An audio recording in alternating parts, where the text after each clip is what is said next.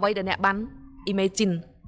ឬសាងរូបភាពឡើងមក imagine គឺការសាងរូបភាពត្រង់ឬការមโนគឺមានន័យថាអ្វីដែលអ្នក imagine ឡើងហ្នឹងគឺមានន័យថាអ្នកកំពុងតែពង្លឿននៅកម្លាំងរំញ័រហើយឲ្យចក្រវាលតបស្នងនៅអ្វីដែលអ្នកចង់បានចាមានន័យថានៅពេលដែលអ្នក imagine ពឹបស្មើនឹងការដែលអ្នកកំពុងតែពង្លឿននៅ speed ឬលបឿនកម្លាំងរំញ័រ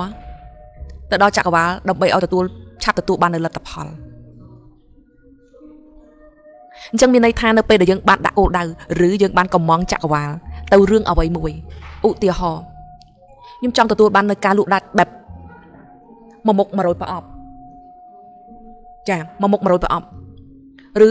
មានលុយចូលបញ្ជីក្នុងមួយខែ $3,000 ឬ $5,000 ឬការលក់ដូរឲ្យមានសន្ទុះ$3,000 $5,000 អញ្ចឹងយើងគ្រាន់តែសរសេរជាបំណងប្រាថ្នាចេញទៅយើងកំងចក្រវាលជាមាត់របស់យើងបាទចាកំងចក្រវាលចា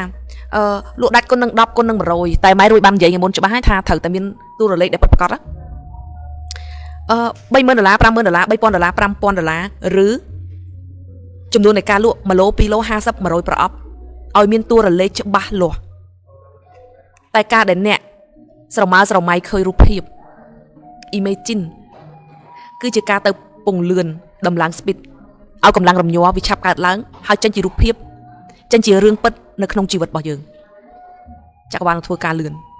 អញ្ចឹងនៅពេលដែលយើងដាក់គោលដៅហើយទាំងយើងអត់ដែរបានមโนអញ្ចឹងបានថាម៉ែរួយតែងតែនិយាយនេះខ្ញុំតែងតែនិយាយថាបើសិនជាអ្នកប្រើច្បាប់ស្រូបទាញអ្នកបាត់ការមโนមួយគឺអ្នកបាត់កម្រៃធំសូម្បីតែអាប់រ៉ាហាំហ៊ីកក៏បាននិយាយអ្នកត្រូវការតម្លើង speed អ្នកត្រូវតែចេះមโนចេះសាងរូបភាព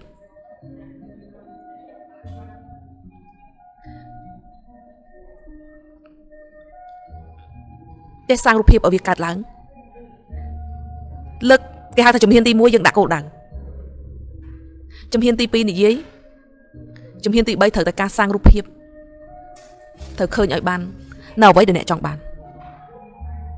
អ្នកចង់បានអីខ្ញុំចង់បានឡានជិះនៅចុងឆ្នាំនេះចង់បានឡានជិះនៅក្នុងឆ្នាំនេះចុងឆ្នាំហ្នឹងដាក់គោលដៅហើយអ្វីដែលអ្នកបាននិយាយក៏និយាយហើយចុងឆ្នាំនេះទិញឡានបានមួយគ្រឿងទៅសេនៅក្នុងសភៅវេទមន្តទិញឡានមួយគ្រឿងអញ្ចឹងអ្វីដែលអ្នកត្រូវធ្វើគឺអ្នកត្រូវតែមโนឃើញខ្លួនឯងមានឡានម៉ាកអីអ្វីអ្នកចង់បានឡានម៉ាកអី Porsche BMW Range Rover Lexus Camry យើងហ្នឹង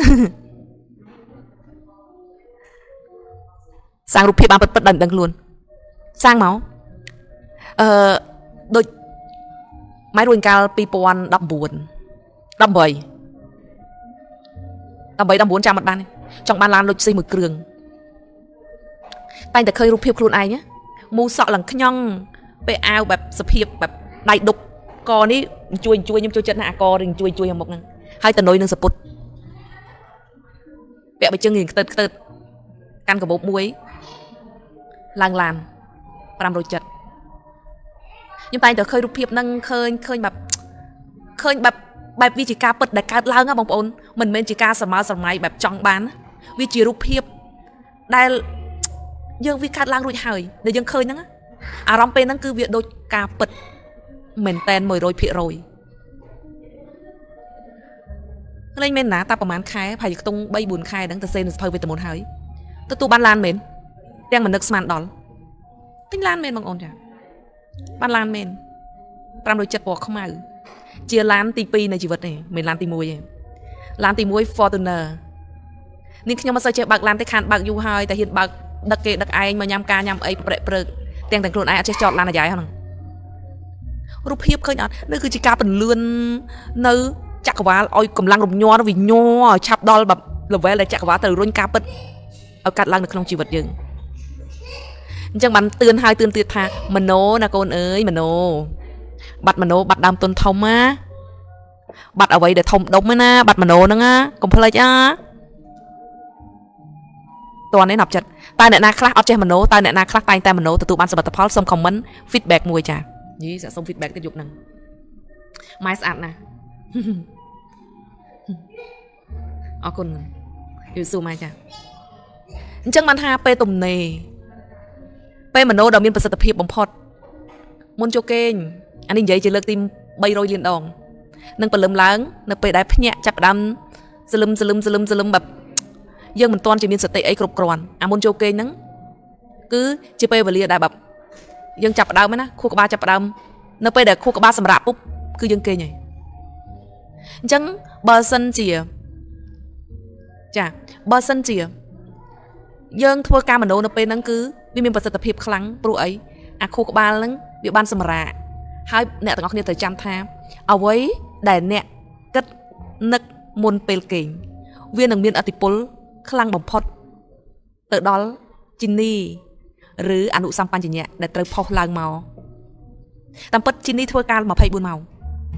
តែគ្រាន់ថាពេលដែលយើងខួរក្បាលសម្រាប់ពុប Chini មានឥទ្ធិពលខ្លាំងអញ្ចឹង Chini នឹងចាប់ផ្ដើមរីរ៉ាន់នៅអ្វីដែលចិត្តយើងដកជាពិសេសអាចិត្តអាខួរក្បាលចុងក្រោយដែលមុននឹងយើងគេងហ្នឹងវាបន្សល់ទុកអីអញ្ចឹងបានអ្នកខ្លះមុននឹងគេងគិតពិបាកចិត្តខ្លាំងរហូតដល់ទៅស្រមើស្រមៃដល់រឿងរ៉ាវជាច្រើនរហូត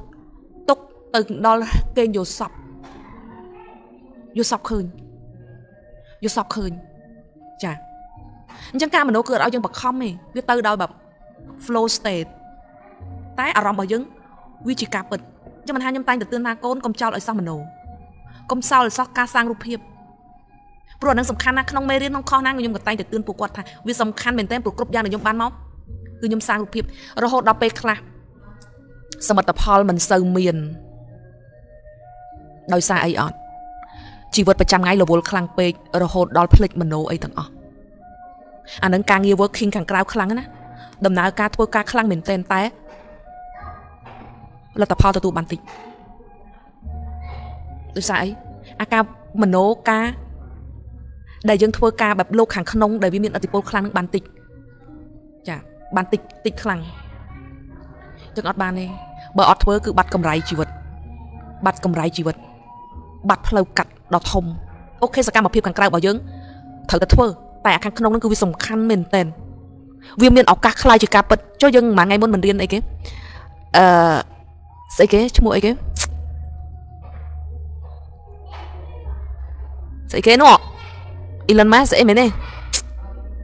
ភ្លេចបាត់ហើយភ្លេចឈ្មោះបាត់ហើយ imagine សំខាន់ជាងចំណេះដឹងហ៎ចាំបានអត់មេរៀនយើងទៅរៀនមកថ្ងៃមុននេះសំខាន់ណាស់សម្រាប់អ្នកច្បាប់ស្រុកទីរត់តែសំខាន់ចា